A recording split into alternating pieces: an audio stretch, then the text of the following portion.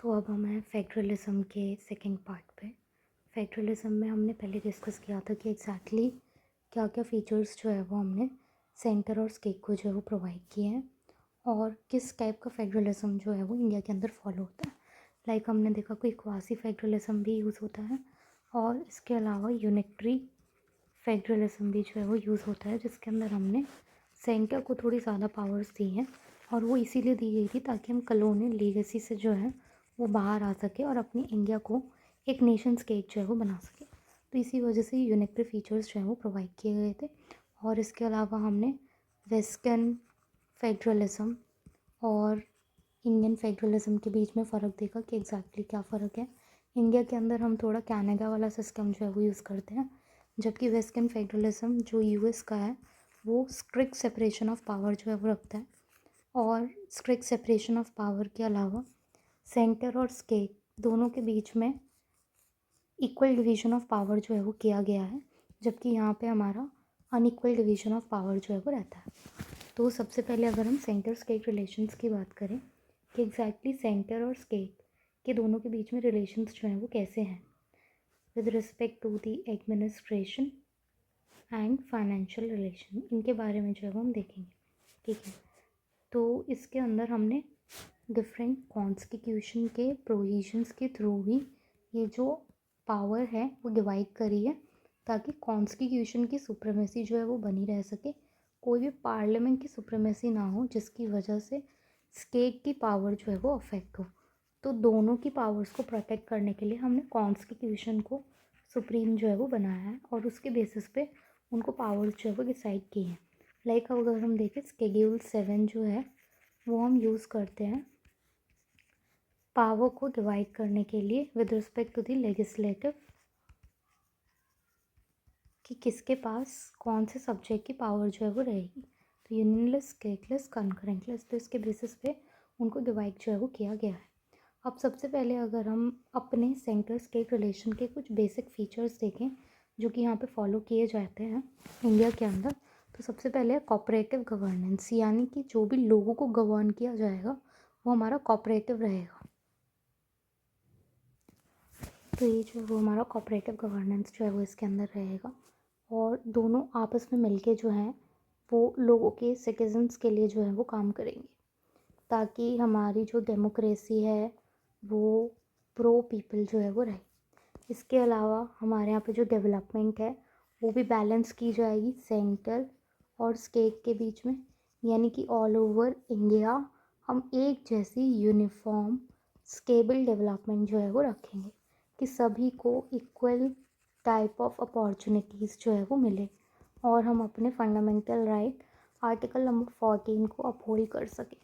इसके अलावा ये लोग पॉलिटिकल स्टेबिलिटी जो है उसको मेंटेन करने के लिए सेंटर और स्टेट जो है वो आपस में अपना रिलेशन जो है वो बैठा के रखते हैं by the inter state council और द जोनल काउंसिल। इन सभी के थ्रू वो पॉलिटिकल स्टेबिलिटी जो है वो मेंटेन करके रखते हैं। आपस में कौन सी पॉलिसीज़ यूज़ करनी है ये सभी चीज़ें जो है वो यहाँ पे डिस्कस करी जाती है। या फिर इसके अलावा नीति आयोग भी जो है वो हमारे यहाँ पे एंट्री करी है जिसके द्वारा हम ऐसी स्कीम्स लेके आते हैं जो कि दोनों जगह ऑल ओवर इंडिया और स्टेट्स में आपस में मिल के कोऑपरेटिव फेडरलिज्म के थ्रू डेवलपमेंट जो है वो कर सके। इसके अलावा एफिशिएंट सर्विस डिलीवरी जो है वो इन दोनों को प्रोवाइड करनी है। किसको प्रोवाइड करनी है? सिटीज़न को प्रोवाइड करनी है। तो सिटीज़न को जो कुछ भी प्रोवाइड करना है, चाहे वो पॉलिटिकल, सोशल, इकोनॉमिक, डेमोक्रेसी हो, जस्टिस हो, लिबर्टी हो, इक्वालिटी हो या फिर कम्युनलिज्म को हमें कम करना हो, ये सभी चीज़ें जो है वो सेंटर स्टेट रिलेशंस के ऊपर डिपेंड करेंगे कि एग्जैक्टली वो कैसे हैं, उसके ऊपर पूरा इंडिया जो है वो चलेगा हमारा। अब नेक्स्ट आता है कि हमें ये फेडरलिज्म को जो है अगर ये रिलेशन अच्छा रहता है तो वो स्ट्रेंथन होता है। इसके अलावा पॉलिसी इनोवेशन जो है वो रिस्पॉन्सिव रहता है सभी के डिमांड्स के अकॉर्डिंगली, और एक इफ़ेक्टिव डिस्प्यूट रेजोल्यूशन सिस्टम भी जो है वो सेंटर और स्टेट के रिलेशन को इंक्रीज़ करता है और उसको स्ट्रेंथन करता है। तो डिस्प्यूट रेजोल्यूशन जो है वो हमारे ये लोग आपस में इनका कौन करता है? सुप्रीम कोर्ट जो है वो करता है। ठीक है, तो हमें सेंटर और स्टेट के रिलेशन के में बीच में क्या चाहिए? गवर्नेंस कोऑपरेटिव हो, डेवलपमेंट बैलेंस हो, पॉलिटिकल स्टेबिलिटी जो है वो इंश्योर रहे, सर्विस डिलीवरी जो है इन दोनों की तरफ से प्रोवाइड करते रहे, फेडरलिज्म जो है वो स्ट्रेंथन हो, वो डिक्रीज़ ना हो, इनोवेशन पॉलिसी के अंदर रिस्पॉन्सिव रहे अकॉर्डिंग टू द सिटीज़न, और डिस्प्यूट रेजोल्यूशन अगर इन दोनों के बीच में कुछ भी है तो वो इफ़ेक्टिवली जो है वो हमारा रिजॉल्व होता रहे, किसके थ्रू, सुप्रीम कोर्ट के थ्रू, या फिर मीडिएशन भी जो है ये आपस में कर सकते हैं डायलॉग के थ्रू। अब अगर हम अपने इंडिया का सेंटर स्टेट रिलेशन देखें और उसका इवोल्यूशन देखें कि एग्जैक्टली पहले कैसी पावर्स जो है वो रही है और कैसे लोगों को इन लोगों ने जो है सेंटर और स्टेट ने मिलके जो है वो गवर्न किया है। तो 1950 से 60s के बीच में देखें तो क्योंकि इस वक्त कलोनियल एडमिनिस्ट्रेशन का टाइम था, तो कलोनियल एडमिनिस्ट्रेशन के होने की वजह से हमारे को इंडिया जो है वो बहुत अच्छी हालत में जो है वो नहीं था। तो उसको बेटर डेवलप करने के लिए हमने यूनिटरी फीचर्स जो है वो प्रोवाइड करे किसको, सेंटर को, ताकि वो स्टेट्स को इकट्ठा कर सके और इंडिया को as a union of states जो है वो बना सके। तो उस टाइम पे हमारा जो सेंटर स्टेट रिलेशन थे वो इतने ज़्यादा डेवलप नहीं थे और सेंट्रलाइजेशन जो है वो रहता था और एक सिंगल पार्टी का डोमिनेंस जो है वो ओवरऑल इंडिया में जो है वो बना हुआ था। तो 1967 टू 89 के बीच में क्या हुआ कि जब स्टेट्स जो है वो इस लेवल तक ग्रो कर गई कि वो अपनी खुद की रीजनल पार्टीज़ जो है वो बनाने लगी और अपने खुद के रीजनल लोकल इश्यूज़ के ऊपर उन्होंने ज़्यादा ध्यान देने लगा। तो इसी वजह से उस टाइम पे रीजनलिज्म जो है वो चालू हुआ और पॉलिटिकल फेडरलिज्म जो है वो चालू हुआ, यानी कि लोग अपने अपने स्टेट के एरिया के इश्यूज़ के बेसिस पे अपना एक नेक्सस, अपना एक ग्रुप्स जो है वो बनाने लगे और पॉलिटिकल फेडरलिज्म जो है वो उस टाइम पे बनने लगा। दैन 1990s के बीच में नेगोशिएटेड फेडरलिज्म हुआ, यानी कि पार्टीज़ ने मिल के आपस में जॉइंट नेगोशिएशन जो है वो करी, क्योंकि कोई एक सिंगल पार्टी जो है वो जीत के नहीं आ पा रही थी। तो इसी वजह से कोएलिशन एरा जो है वो आया और आपस में उन्होंने कॉपरेट करके गवर्नमेंट जो है वो बनाई। देन नेक्स्ट क्या आता है कि 2014 ऑनवर्ड्स ये कॉम्पिटिटिव फेडरलिज्म चालू हो गया, क्योंकि पार्टीज़ जो हैं वो अब यहाँ पे एक अदर पार्टी के विरुद्ध जो है वो खड़ी हो गई, ठीक है, और भी डिफरेंट पार्टीज़ जो है वो आने लगी और इनका आइडियोलॉजिकल डिफरेंस जो है वो चालू हो गया। इसकी वजह से सेंटर और स्टेट के बीच में हमने देखा कि कॉम्पिटिटिव फेडरलिज्म जो है वो चालू हो गया कि मैं अपनी स्टेट को कैसे बेहतर बना लूँ दूसरे से। ये फेडरलिज्म जो है वो चालू हो गया ऑल ओवर इंडिया के अंदर, ठीक है।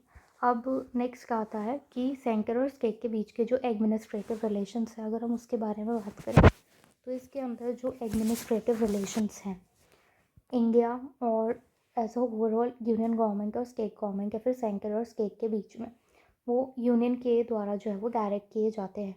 Directions are given by the union under the article number 256।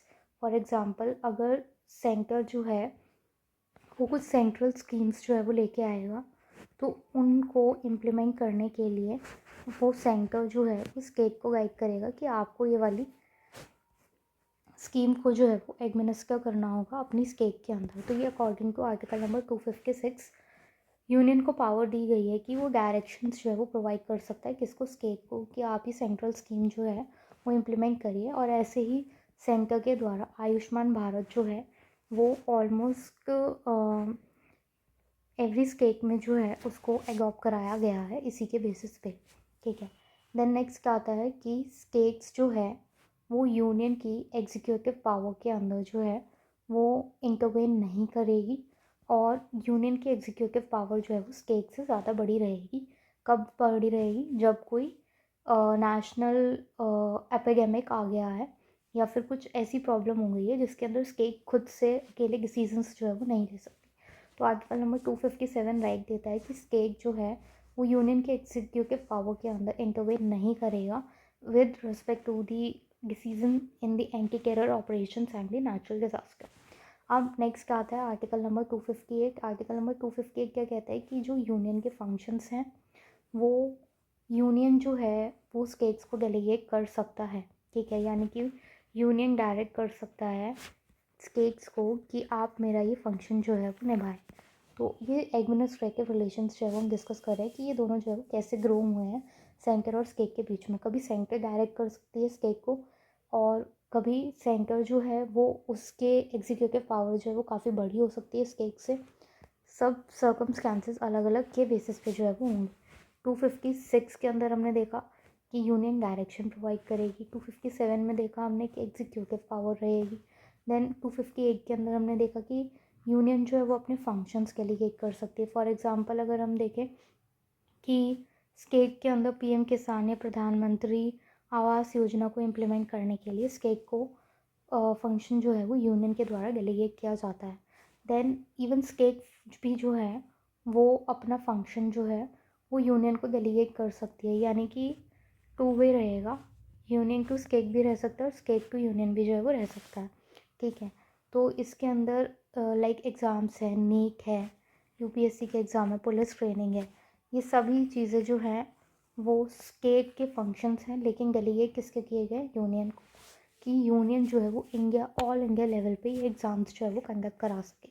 Then full faith and credit clause जो है वो रहता है, यानी कि जो भी एक पर्टिकुलर एरिया के अंदर लॉ है वो दूसरे स्टेट के अंदर भी उसको फुल फेथ जो है वो दिया जाएगा। एक व्हीकल की आरसी होती है, रजिस्ट्रेशन नंबर होता है, वो यहाँ पे भी काम करेगा और यहाँ पे भी काम करेगा। इसके अलावा जो भी कोर्ट के ऑर्डर्स आए हैं, अगर वो एक स्टेट का ऑर्डर है तो वो दूसरे के स्टेट में भी जो है वो इम्प्लीमेंट रहेगा। इसके अलावा मैरिज सर्टिफिकेट्स भी जो है वो ऐसे ही रहते हैं। तो ये हमने देखा कि सेंटर और स्टेट कैसे आपस में कॉपरेट जो है वो कर रहे हैं एडमिनिस्ट्रेशन को फुलफ़िल करने के लिए और प्रो पीपल बनाने के लिए, इफ़ेक्टिव गवर्नेंस करने के लिए।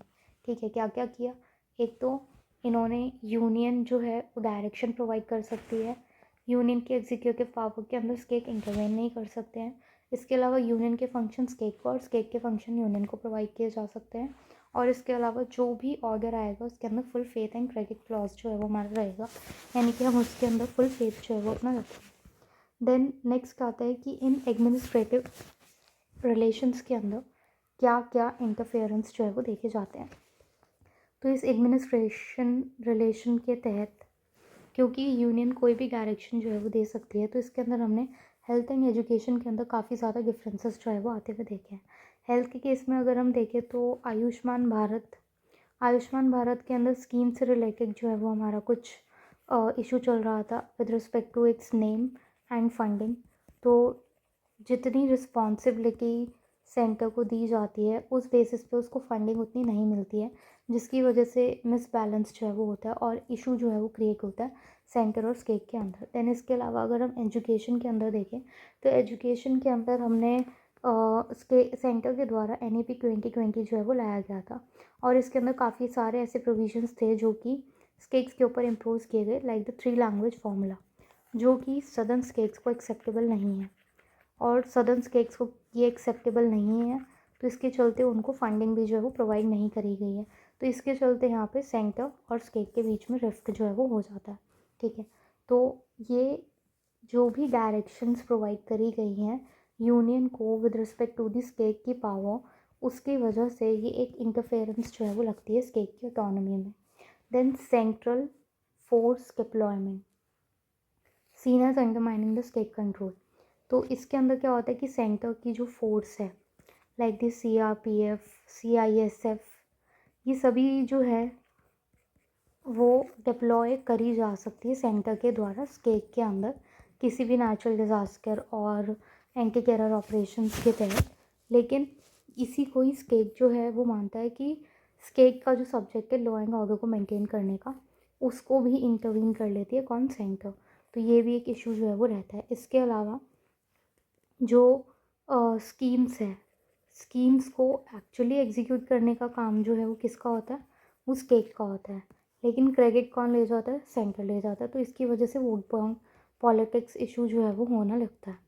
देन नेक्स्ट क्या आता है कि जो फेडरल कंट्रोल है वो काफ़ी ज़्यादा डाइल्यूट जो है वो होता जा रहा है, क्योंकि जो पॉलिटिकल पार्टीज़ हैं, रूलिंग पॉलिटिकल पार्टी है एट द सेंटर, उसका ज़्यादा इन्फ्लुएंस जो है वो स्टेट पे भी जो है वो रहता है और स्टेट के अंदर डबल इंजन सरकार के थ्रू वो पूरा उसको कंट्रोल में जो है वो ले लेते हैं।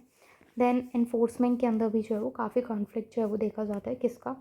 इसका, कि एक पर्टिकुलर लॉ जो इधर है वो इधर माना जाएगा या नहीं माना जाएगा, वो डिपेंड करेगा इन्फोर्समेंट के ऊपर। देन कंटेम्प्रेरी चैलेंजेस अगर हम देखें एडमिनिस्ट्रेटिव रिलेशंस के अंदर, सेंटर और स्टेट के अंदर। तो इसके अंदर हमने देखा है कि जो गवर्नर का ऑफिस है उसको काफ़ी ज़्यादा पॉलिटिसाइज कर दिया गया है instead of being the non partisan and the neutral.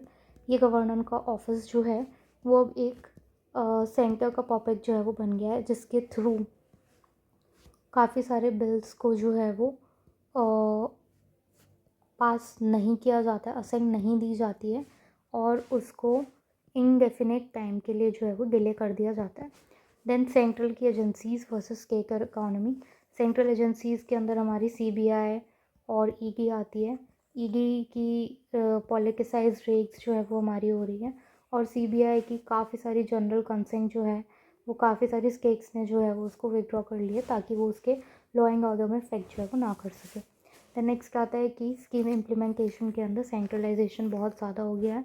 Name wise भी देखें, फेम वाइज भी देखें तो बहुत ज़्यादा हो गया और इसके अलावा रिस्पॉन्सिबिलिटी भी जो है वो बहुत ज़्यादा फंडिंग के हिसाब से। देन इंटर स्टेट काउंसिल और जोनल काउंसिल्स को इतना ज़्यादा फ्रिक्वेंटली यूज़ नहीं किया जाता है और जब ये यूज़ नहीं किया जाता है तो सेंटर और स्टेट के बीच में या फिर स्टेट्स और स्टेट के बीच में काफ़ी ज़्यादा रिफ्ट जो है वो हमारा हो जाता है। द नेक्स्ट आता है एग्जीक्यूटिव रिलेशन। तो सेंटर और स्टेट के बीच में अगर हम देखें तो क्या एग्जीक्यूटिव रिलेशन जो है वो डेवलप है। एक तो एग्जीक्यूटिव यही देख सकते हैं हम कि जो गवर्नर है वो एक स्टेट का ही रिप्रेजेंटेटिव है स्टेट्स के अंदर, ताकि स्टेट और सेंटर के बीच में जो है वो हम इजीली मैनेजमेंट जो है वो कर सकें। इसके अलावा इमरजेंसीज़ के दौरान सेंटर और स्टेट में जो भी डिवीज़न ऑफ पावर है वो हमारा थोड़ा सा वैल्यूड जो है वो हो जाता है। तो आर्टिकल नंबर 352 के अंदर क्या बताया गया है कि फेडरल सेटअप जो है वो सेंट्रलाइज कर दिया जाता है नेचुरल इमरजेंसी के दौरान और उस दौरान यूनियन जो है वो स्टेट लिस्ट के जितने भी सब्जेक्ट्स हैं उसके ऊपर कोई भी लॉ जो है वो बना सकते हैं और स्टेट गवर्नमेंट को यानी कि एग्जीक्यूटिव को कोई भी डायरेक्शन जो है वो प्रोवाइड कर सकते हैं कि आपको ऐसा जो है वो करना होगा। एंड प्रेसिडेंट जो है वो मॉडिफाई करते हैं किसको, सेंटर और स्टेट के फाइनेंशियल रिलेशन को, कि कितना फाइनेंस जो है वो स्टेट को जाएगा उसको भी मॉडिफाई जो है वो कर सकते हैं। तो नेशनल इमरजेंसी के दौरान फेडरल सेटअप सेंट्रलाइज हो जाता है। लेगिस्लेट कर सकते हैं किसी भी मैटर्स के ऊपर, डायरेक्ट कर सकते हैं स्टेट गवर्नमेंट को और इसके अलावा फाइनेंशियल रिलेशन को भी जो है वो मॉडिफाई कर देता है। तो ये हो गए हमारे एग्जीक्यूटिव रिलेशन का पहला रूल। देन आर्टिकल नंबर 356 के अंदर प्रेसिडेंट रूल जो है वो लाया जाता है स्टेट्स के अंदर, जिसके द्वारा स्टेट एग्जीक्यूटिव की जो अथॉरिटी है वो प्रेसिडेंट जो है वो एज्यूम कर लेता है। पार्लियामेंट लेजिस्लेटिव पावर को टेक ओवर कर लेता है। गवर्नमेंट जो है वो यूनियन के बिहाफ पे स्टेट को जो है वो मैनेज करती है instead of the council of minister. Then article number 360 के अंदर फाइनेंशियल इमरजेंसी जो है वो लगा दी जाती है, जिसके बेसिस पे जो भी फाइनेंस है जो भी डिवॉल्व किया जाता है सेंटर और स्टेट के गवर्नमेंट एम्प्लॉयज़ को, जजेस को, उनको सेंटर जो है वो कह सकता है कि आप उस एक्सपेंडिचर को जो है वो रिड्यूस कर दो क्योंकि हमारे पास इतना पैसा नहीं है कि हम इनको प्रोवाइड कर सकें। इसके अलावा स्टेट लेजिस्लेचर जो है वो प्रेसिडेंट की परमिशन जो है वो लेंगे बिफोर एनी पासिंग दी एनी मनी बिल। तो जो भी स्टेट के अंदर मनी बिल होगा वो प्रेसिडेंट की परमिशन के बाद ही जो है वो किया जाएगा। द नेक्स्ट आता है that is the financial relations. तो फाइनेंशियल रिलेशंस के अंदर अगर हम देखें तो ग्रांट इन एड जो है वो प्रोवाइड किए जाते हैं। किसको प्रोवाइड किए जाते हैं? स्टेट को प्रोवाइड किए जाते हैं और ये दो फॉर्म में कराया जा सकता है, एक स्टैट्यूटरी ग्रांट और एक डिस्क्रिशनरी ग्रांट। ठीक है, स्टैट्यूटरी ग्रांट जो है वो हमारे होते हैं कि हमारे स्टैट्यूटरी ग्रांट्स जो हैं वो कुछ स्पेशल नीड्स के लिए फुल दिए जाते हैं स्टेट्स को, लाइक द ट्राइबल वेलफेयर, कि ट्राइब के वेलफेयर के लिए सेंटर के द्वारा स्टेट को फंड जो है वो प्रोवाइड किए गए। और इसके अलावा जो आर्टिकल नंबर 282 है वो डिस्क्रिशनरी ग्रांट्स जो है वो प्रोवाइड करता है, जो कि सेंटर के डिसीजन के ऊपर होता है, ताकि स्टेट की इकोनॉमी जो है वो रेड्यूस जो है वो उसके द्वारा कर देते हैं, क्योंकि कुछ बाइंडेड फंड्स जो है वो प्रोवाइड किए जाते हैं सेंट्रल स्कीम्स के द्वारा और उसके द्वारा उनको वही चीज़ें जो है वो करनी होती है जो कि सेंटर के द्वारा गाइड किया जाता है। तो नेक्स्ट क्या आता है कि जीएसटी जो है, जीएसटी के द्वारा भी जो टैक्स रेवेन्यू था स्टेट्स का उसको भी जो है वो कम कर दिया गया। और जब बात आई कॉम्पनसेशन के ऊपर तो कॉम्पनसेशन भी जो है वो रिड्यूस कर दिया गया। तो ये हम स्टेप ऑल्दो लेके आए थे कोऑपरेटिव फेडरलिज्म के लिए, वन नेशन वन टैक्स के लिए, लेकिन इसको इम्प्लीमेंटेशन में ये पूरा खरा जो है वो नहीं उतरा और इसी वजह से हमने ये प्रॉब्लम्स जो है वो देखी। क्या कंसर्न्स हुए, एक तो फिजिकल फ्लेक्सिबिलिटी जो है वो उनकी लिमिटेड हो गई, वो उसके अंदर सेंटर के द्वारा इंटरवेन हो गया और डिसीजन मेकिंग के अंदर जो जीएसटी की काउंसिल है वहाँ पे भी सेंटर ने अपना डोमिनेंस जो है वो बना के रखा है with the help of the ruling parties.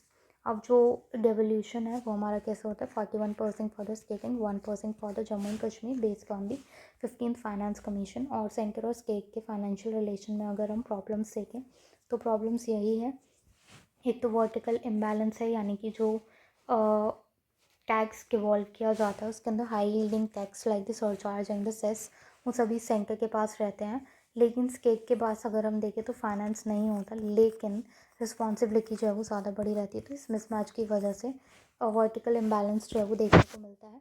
इसके अलावा जो हमने ये फाइनेंस कमीशन के बेसिस पे हम फाइनेंस को डिवॉल्व करते हैं, इसके अंदर जो सेंसस क्या क्या हमने यूज़ किया हुआ है हॉरिजॉन्टल डेवोल्यूशन के लिए, वो हम 2011 का सेंसस जो है वो यूज़ करते हैं, जो कि करेंटली अपडेटेड नहीं है। और इसकी वजह से जो भी बेटर पॉपुलेशन जिन्होंने कंट्रोल किया है उन स्टेट को जो है वो पनिश किया जाता है और उनको कम फंड जो है वो उसके बेसिस पे दिया जाता है। देन नेक्स्ट क्या आता है कि ट्रांसफर में काफ़ी डिले होते हैं, like the GST compensation was delayed during the covid and centrally sponsored schemes के अंदर अगर हम देखें तो कंडीशनलिटीज़ जो है वो बहुत ज़्यादा लगाई जाती है स्टेट्स के ऊपर और फ्लेक्सिबिलिटी उन के अकॉर्डिंगली लोकल इश्यूज़ के अकॉर्डिंगली भी जो है वो बहुत कम होती है। देन ग्रांट्स जो है वो पॉलिटिसाइजेशन जो है वो उनको किया गया है, यानी कि जो भी ग्रांट्स प्रोवाइड किए जाते हैं वो वोट बैंक पॉलिटिक्स से जो है वो रिलेटेड होते हैं।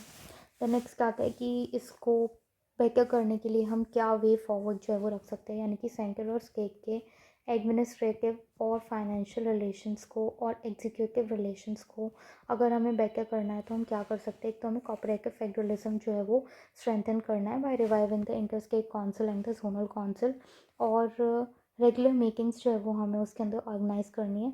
इसके अलावा स्टेट्स के साथ जो है वो हमें कंसल्टेशन करना होगा कि हम कैसे फेडरलिज्म को जो है वो कोऑपरेटिव फेडरलिज्म को और इंक्रीज़ कर सकते हैं। लाइक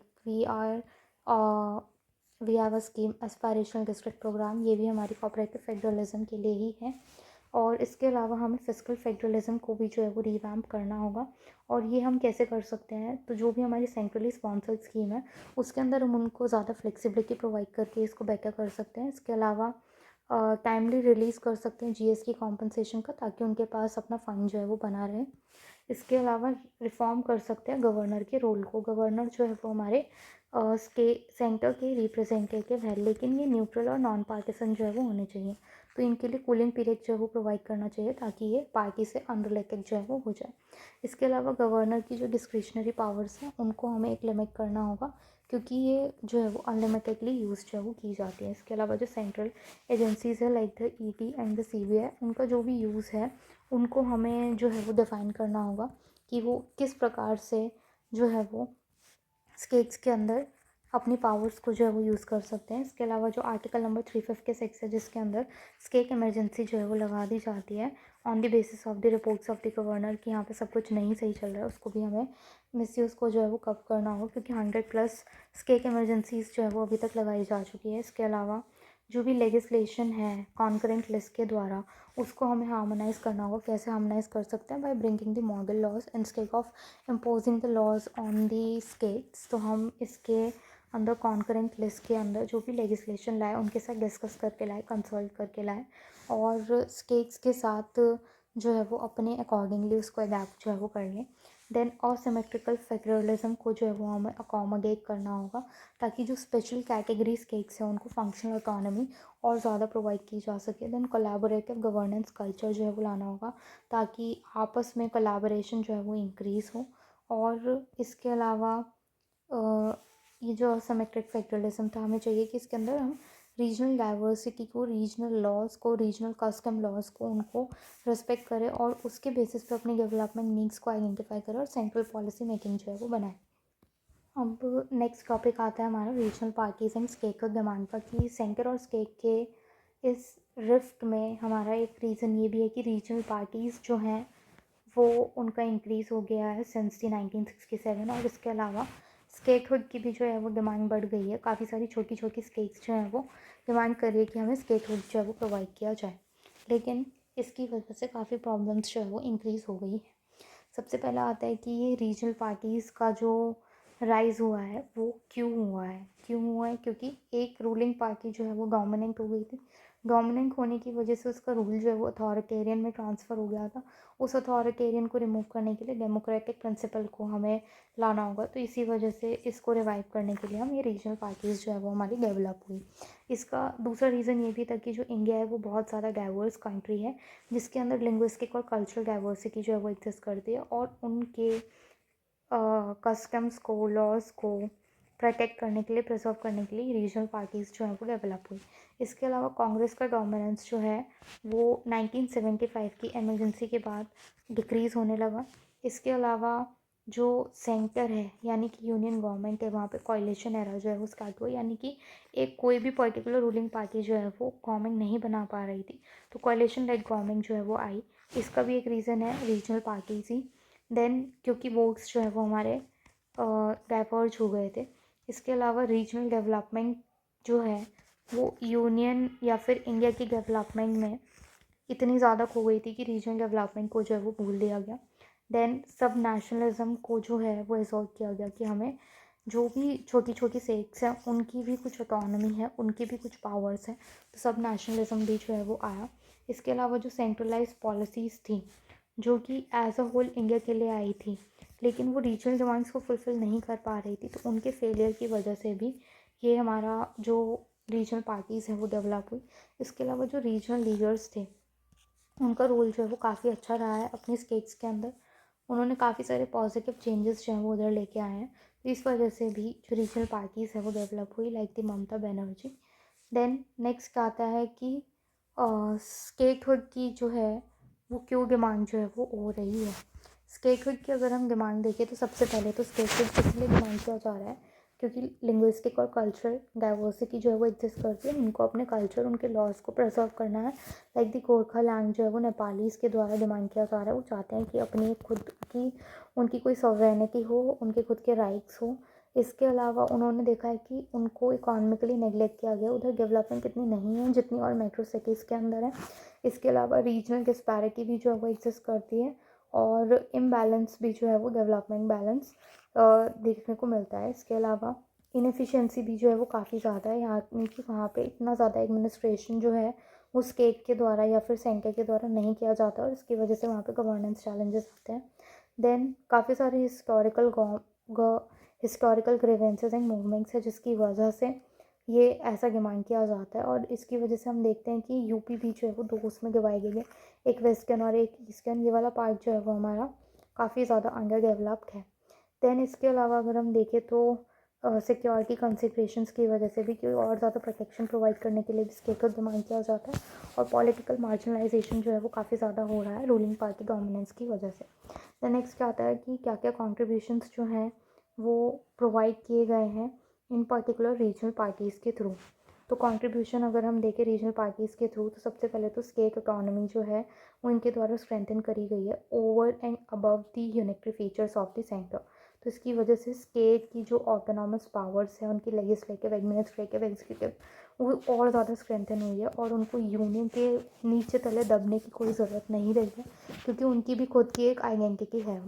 देन इसके द्वारा हमने पॉलिटिकल प्लूरलिज्म को प्रमोट किया है, यानी कि जो डिफरेंट आइडेंटिटीज़ हैं और उनके पॉलिटिकल एस्पायरेशंस हैं उनको हमने प्रमोट किया है। इसके अलावा गवर्नेंस को डिसेंट्रलाइज किया लोकल लेवल तक, लाइक दी आपके मोहल्ला क्लिनिक्स। तो ये स्पेसिफिकली कुछ रीजनल पार्टीज़ जो भी बेस्ट प्रैक्टिस लेके आती है उसकी वजह से गवर्नेंस जो है वो बेटर हुई है। इसके अलावा पॉलिसी इनोवेशन हो रहा है कि रूलिंग पार्टी के अलावा भी जो ऑपोजिशन पार्टीज़ हैं वो काफ़ी अच्छा काम कर रही है, लाइक दी ओडिशा की Kalia scheme. Then institutional developments हो रहे हैं, like the finance ministers of the Kerala, west Bengal, Tamil Nadu concern over the delayed GS की कॉम्पनसेशन, कि वो लोग कंसर्न दिखा रहे हैं कि कैसे कैसे केक्स को जो है वो अप्रेस किया जा रहा है और ये नहीं होना चाहिए। तो ये सभी चीज़ें जो है वो हमारी इसकी कंट्रीब्यूशन में जो है वो आती है। देन नेक्स्ट आता है कि क्या क्या चैलेंजेस जो है वो पोज किए जा रहे हैं रीजनल पार्टीज़ के थ्रू। तो सबसे पहले तो मैंडेट जो है वो इनकी फ्रेगमेंटेड मैंडेट जो है ये फ्रेगमेंट कर देते हैं। क्यों मैंडेट को फ्रेगमेंट कर देते हैं? क्योंकि जो रीजनल पार्टीज़ है वो बहुत सारी हो जाती है और इसकी वजह से वोट जो है वो हमारा डिस्ट्रीब्यूट हो जाता है और कोई भी एक सिंगल पार्टी जो है वो रूल नहीं कर पाती है और इसी वजह से कॉलिशन पॉलिटिक्स आ जाती है। कॉलिशन पॉलिटिक्स आ जाती है तो कभी भी एक पर्सन अगर भी छोड़ के चला गया तो उसकी वजह से नो कॉन्फिडेंस मोशन या फ्लोर टेस्ट जो है वो कराना पड़ता है और हम पार्लियामेंट का इशू जो है वो देखने को मिलता है। देन नेक्स्ट क्या आता है? पेरोकिलिज्म। तो बहुत ज़्यादा नैरो एथनिक लिंग्विस्टिक आइडेंटिटीज़ की डिमांड जो है वो इस वक्त डेवलप हो गई है, लाइक द बोडोलैंड, गोरखालैंड, ठीक है, पूर्वांचल, ये सभी चीज़ें जो है वो बहुत ज़्यादा डिमांड होने लगी है इन रीजनल पॉलिटिकल पार्टीज़ के सपोर्ट की वजह से। इसके अलावा पॉलिसी ग्रिडलॉक हो रहा है, यानी कि सेंटर और स्टेट के बीच में जो है वो लोग लड़ रहे हैं कि हमारी पॉलिसी है, हमारी पॉलिसी है।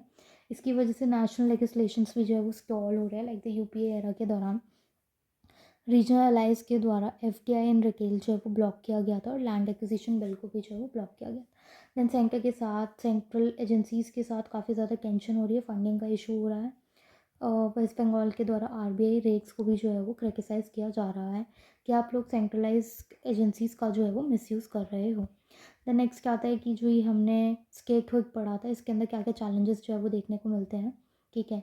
तो जो पेरेंट्स केक है वो ऑब्वियसली पॉलिटिकली अपोजिशन करेगी इस केक के डिमांड को, क्योंकि उसकी वजह से उसका एरिया, उसकी फंडिंग वगैरह जो है वो कम हो जाएगी, रेवेन्यू कम हो जाएगा, पॉलिटिकल जो पावर है वो जो है वो कम हो जाएगी और इनका dominance as a whole in India जो है वो कम हो जाएगा। देन नेक्स्ट आता है कि डोमिनो इफेक्ट का रिस्क भी जो है वो इंक्रीज़ हो जाएगा, यानी कि अगर एक को प्रोवाइड कर दिया गया तो अदर लोग भी जो है वो मानेंगे कि हमें भी जो है वो स्केक दे दो और उसकी वजह से जो है वो बैल्कनाइजेशन जो है वो हो जाएगा, ठीक है। इकोनॉमिक वायबल नहीं है ये, फिजिकल बर्डन जो है वो इंक्रीज़ कर देगा। क्यों इंक्रीज़ करेगा?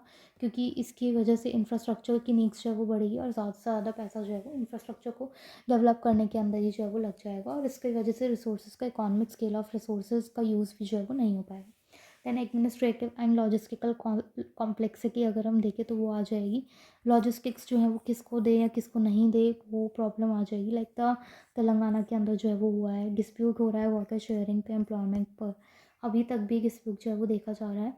इसके अलावा जो ये नेशनल यूनिटी है वो हमारी अफेक्ट होगी और इंटीग्रेशन करने में इंडिया के अंदर उनको बहुत ज़्यादा इशू जो है वो देखने को मिलेगा और इसकी वजह से प्रोटेस्ट जो है वो कभी कभी वायलेंट भी जो है वो हो जाता है। इसकी वायलेंट प्रोटेस्ट की होने की वजह से सिक्योरिटी इशूज़ होंगे, लॉ एंड ऑर्डर प्रॉब्लम्स होंगे, like in the scene in the Bodoland और the Manipur. Then federal balance जो है वो हमारा डिस्टर्ब हो जाएगा। इसके अलावा जुडिशल और कॉन्स्टिट्यूशनल कॉम्प्लिकेशंस जो है वो देखने को मिलेंगे, लाइक आर्टिकल नंबर 3 जो है वो न्यू स्टेट फॉर्मुलेशन जो है वो अलाउ करता है without requiring the state consent. तो इसकी वजह से सेंटर और स्टेट के बीच में और ज़्यादा रिस्क जो है वो हो जाएगा। देन नेक्स्ट आता है कि अब हमें क्या वे फॉरवर्ड जो है वो करना होगा स्टेट और रीजनल पार्टीज़ को बैलेंस करने के लिए। तो सबसे पहले तो जो भी उनकी डिमांड्स हैं उनको इवैल्यूएट करना होगा, असेस करना होगा और अगर according to the empirical study वो सही है कि उस पर्टिकुलर स्टेट को फॉर्म करना चाहिए based on the administrative efficiency, historical identity and economic viability, तो उस स्टेट को बना देना चाहिए। देन एग्जिस्टिंग फ्रेमवर्क के तहत ही हम ये देख सकते हैं कि उन पर्टिकुलर जो भी स्टेट को डिमांड कर रहे हैं उसी पर्टिकुलर लेवल पे रह के वो उनकी जो भी ऑटोनॉमी है उसको हम स्ट्रेंथन कर दे। लाइक अगर बोडोलैंड जो है वो सेपरेट बोडो मांग रहा है तो इसलिए मांग रहा है तो क्या चाहता है वो कि वो उसको पॉलिटिकल पावर मिले, तो बोडोलैंड का जो टेरिटोरियल रीजन है उसको रिवाइव करें। इसके अलावा एक परमानेंट इंस्टीट्यूशनल मैकेनिज्म जो है वो खोले, national commission on the state reorganisation, ताकि स्टेट्स को प्रेजेंट सिस्टम के बेसिस पे रिकॉग्नाइज करा जा सके, एक करंट सेंसस के बेसिस पे किया जा सके। देन हमें टेरिटोरियल इंटीग्रिटी और फेडरल बैलेंस को सेव गार्ड करना है और जो भी कंसेंसस है पॉलिटिकल एंड इंटरस्टेट कंसेंसस उसको ब्रॉड करना है। देन रीजनल डेवलपमेंट और डिसेंट्रलाइजेशन को हमें प्रमोट करना, कोर इश्यूज जो भी है इंफ्रास्ट्रक्चर के रिलेटेड, इकोनॉमी के रिलेटेड, गवर्नेंस के रिलेटेड, उन सभी को जो है वो हमें रिजॉल्व करना है। कैसे? Through like providing some statutory grants, कि उनको ज़्यादा ग्रांट्स जो है वो मिले और वो डेवलप जो है वो हो जाए। इसके अलावा लीगल और कॉन्स्टिट्यूशनल क्लैरिटी जो है वो हमें बतानी है।